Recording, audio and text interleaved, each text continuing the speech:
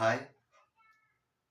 14 April जवळ येते आणि 14 एप्रिल जवळ येत असताना अनेकांना एक प्रश्न सारखा पडतो की जर शिवजयंतीला मराठा बांधव त्यांच्या घरावर भगव्या सोबत निळा झेंडा लावत नसतील तर आम्ही निळ्या सोबत भगवा झेंडा का लावायचा?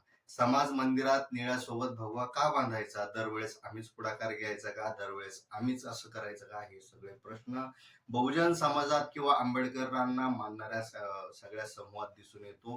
किंवा काही जे लोक आहेत ते गोष्ट निग्लेक्ट करतात, पण काहींच्या मनामध्ये ही गोष्ट कायम रुतून राहते. पण अशा वेळी नेमकं करायला काय पाहिजे, या व्हिडिओच्या माध्यमातून आपण जाणून घेण्याचा प्रयत्न करूया. नमस्कार, मी सूरजकुमार उषाबाई सुधाकर आणि तुम्ही पाहताय पिंपळाचं पान.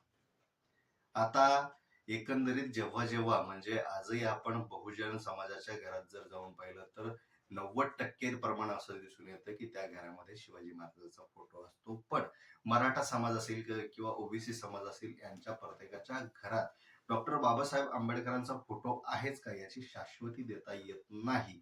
आता साहजिकच हे जे परिवर्तन आहे ते एकदाच घडणारं नाहीये. ही 300-3000 वर्षाची काहीतरी संस्कृती आहे. ती काही 80 वर्षात 60 वर्षात एकदम लुप्त होणार नाही. ती एक संस्काराचा भाग आपल्या रक्तामध्ये भिनलेला आहे आणि तो सहजासहजी जाणार नाही.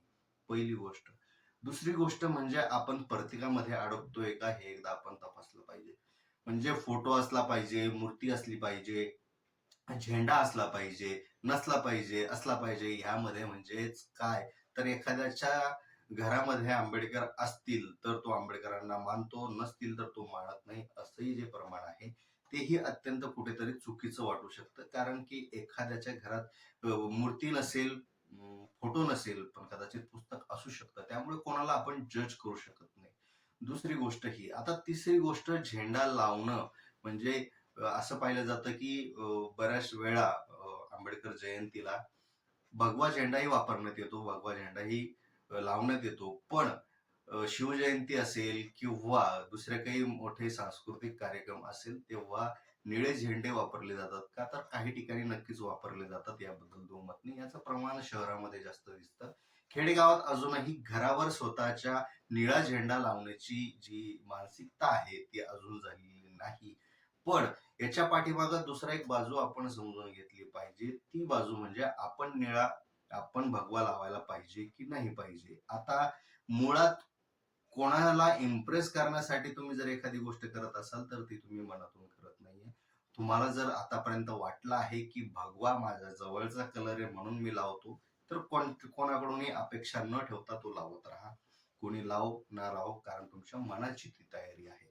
दुसरी गोष्ट म्हणजे भगवा हा शब्दाचं जर आपण थोडीशी पार्श्वभूमी पाहिली तर जवळपास त्रिपिटक जे आहेत, बौद्ध साहित्य जे आहेत, त्यामध्ये कित्येक हजार वेळेस या शब्दाचा उल्लेख झालेला आहे गौतम बुद्धांच्या संदर्भात. म्हणून जर भगवा हा जो शब्द पाहिला तर त्यांच्या चिववर हे देखील भगवा आहे. म्हणजे एकंदरीत ही परंपरा पुढे साधू संतांनी, जे साधू संत होते ते बुद्धांना मानणारे होते हे आपल्याला माहिती आहे. आता बुद्धांची परंपरा साधू संतांनी पुढे आणली. साधू संतांची परंपरा नंतर क्षत्रिय भूमिका बजावत असताना शिवाजी महाराजांनी देखील ती पुढे आणली आणि शिवाजी महाराजांनी वापरलेला जो भगवा झेंडा आहे तो सगळ्या महाराष्ट्राचं अस्मितेचं प्रतीक झालं. आता साहजिकच, आता भगवा झेंडा नेमका कोणाचा आहे, तर हा वाद मला तरी वाटतं की हा निष्फळ वाद आहे. भगवा झेंडा हा कोणाच्याही अधिकारशाहीत मोडत नाही. प्रत्येकाच्या स्वाभिमानाशी, प्रत्येकाच्या संस्कृतीशी, प्रत्येकाच्या संस्काराशी हा जोडलेला आहे. आणि त्यामुळे कोणी लावो ना लावो, आपल्याला पटत असेल तर लावा आणि लावलंच पाहिजे असंही बिलकुल नाही. जर तुमच्या मनात एखाद्याबद्दल भावना नाही किंवा दिवसभर तुम्ही एखाद्या महिलेची छेड काढता आणि आपल्या घरावर जर दोन्ही झेंडे लावत असाल तर त्याला काहीच महत्व नाही. आणि तुमच्या घरावर एकही झेंडा नसेल पण तुम्ही प्रत्येक नारी शक्तीचा आदर करत असाल, तुम्ही गोरगरिबांना मदत करत असाल, तुमच्या मनात सगळ्यांबद्दल प्रज्ञाशील करुणा भरलेली आहे तुमच्या अंतःकरणात, तर निश्चितच त्या झेंड्याचा काही उपयोग नाही. तुमच्या मनात हे भाव असणं गरजेचं आहे.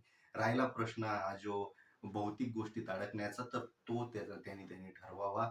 त्याला जसं जसं वाटेल त्याने तसं तसं करावं, कारण बुद्धांनीच मध्यम मार्गही दिलाय. त्यामुळे द्वेष हा प्रकार कुठूनही आपल्या मनात येता कामा नये, कारण द्वेषापासून मुक्त होण्याचीच प्रक्रिया बुद्धांनी आयुष्यभर आपल्याला सांगितली आणि पुन्हा त्याच द्वेषात आपण जर पडलो तर त्याचा काहीही फायदा होणार नाही, असंही मला वाटतं. आता तुम्हीच ठरवा काय करायचं.